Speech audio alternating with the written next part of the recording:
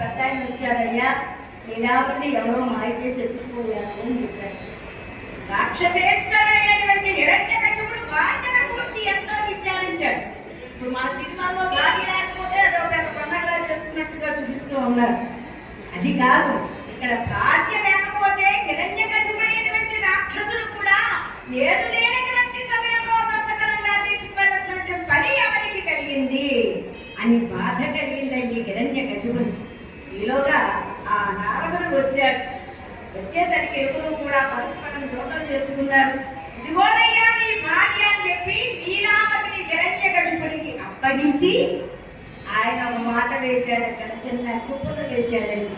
ఏమిటయ్యా అంటే చిన్న మంట మండించాడు అక్కడ.